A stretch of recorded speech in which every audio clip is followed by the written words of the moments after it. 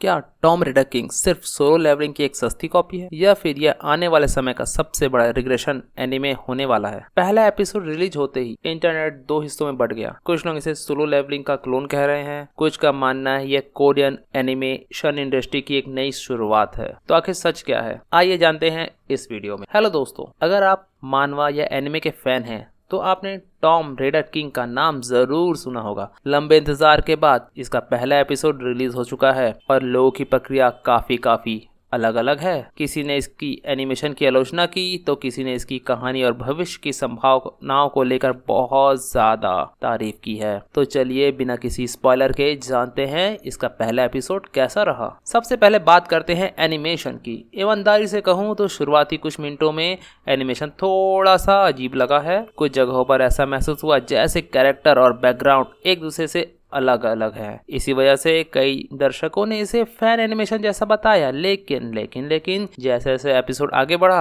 आपकी सोच बदलने लगेगी। सबसे शानदार सीन वह था जब क्रो मुख्य पात्र के शरीर को ठीक करता है। पूरे दृश्य में मांसपेशियों के हर रेशे को जिस बारीकी से दोबारा बनते हुए दिखाया गया है वह वाकई शानदार है। उस पूरे सीक्वेंस में एनिमेशन काफी स्थिर और डिटेल्ड है। अगर पूरी सीरीज इसी तरह की डिटेल बनाए रखती है तो एनिमेशन को लेकर जो हमारी शिकायतें आ रही हैं वो ऑटोमेटिक कम हो जाएगी। अब एक दिलचस्प बात, मुझे लगता है कि कोरिया अब जापानी एनिमेशन की नकल करने के बजाय अपनी अलग एनिमेशन आइडेंटिटी बनाने की कोशिश कर रहा है। जिस तरह चीन ने डोंगवा के नाम से अपनी अलग पहचान बनाई, वैसे ही कोरिया भी मानवा एडेप्टेशन के लिए अपनी अलग विजुअल स्टाइल विकसित करना चाहता है। और इसका सबसे बड़ा सबूत क्या है, टॉम रेडर किंग का ओरिजिनल डब कोरियन भाषा में है। साथ ही किरदारों के असली नाम कोरियन नाम से भी नहीं बदले गए हैं। मेरे हिसाब से बहुत अच्छा फैसला है। किसी भी एडेप्टेशन के मूल नाम और मूल पहचान बनी रहनी चाहिए। अब आते हैं सबसे बड़े सवाल पर, क्या यह सोलो लेवलिंग की कॉपी है? पहले एपिसोड में कुछ समानताएं जरूर दिखी,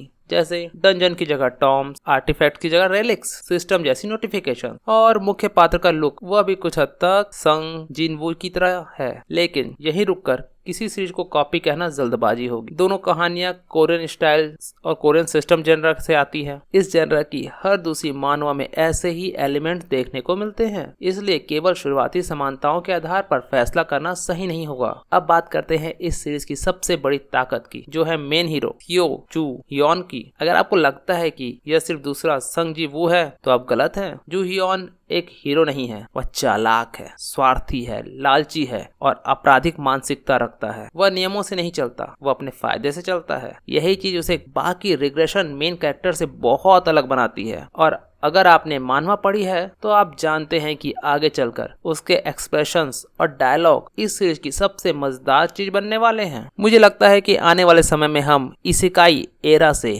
रिग्रेशन एरा की ओर बढ़ रहे हैं। जिस तरह कुछ साल पहले हर दूसरा एनीमे इसेकाई होता था, वैसे ही अब रिग्रेशन आधारित कहानियां काफी तेजी से लोकप्रिय हो रही है और टॉम रेडर किंग उसी नई लहर का हिस्सा बन सकता है। तो आखिर मेरा फैसला क्या है? अगर आप पहले एपिसोड के बाद ही इसे सोलो लेवलिंग की कॉपी कहकर छोड़ देंगे तो शायद आप एक बेहतरीन कहानी मिस कर देंगे। हाँ, शुरुआत में कुछ समानताएं हैं। हाँ, एनिमेशन हर जगह परफेक्ट नहीं है, लेकिन इसकी कहानी, मेन कैरेक्टर्स, रेलिक्स की दुनिया और रिग्रेशन कॉन्सेप्ट इसे अपनी अलग पहचान देते हैं। मेरी बात करें तो मैं इसे 8.7 आउट ऑफ 10 रेटिंग दूंगा। अगर आने वाले एपिसोड में एनिमेशन थोड़ा और बेहतर हो गया तो यह सीरीज आसानी से इस साल के सबसे चर्चित मानवा एडाप्टेशन में शामिल हो सकती है। अब आपकी बारी है। क्या आपको टॉम रेडर किंग का पहला एपिसोड पसंद आया या आपको भी यह शुरुआत में सोलो लेवलिंग जैसा लगा?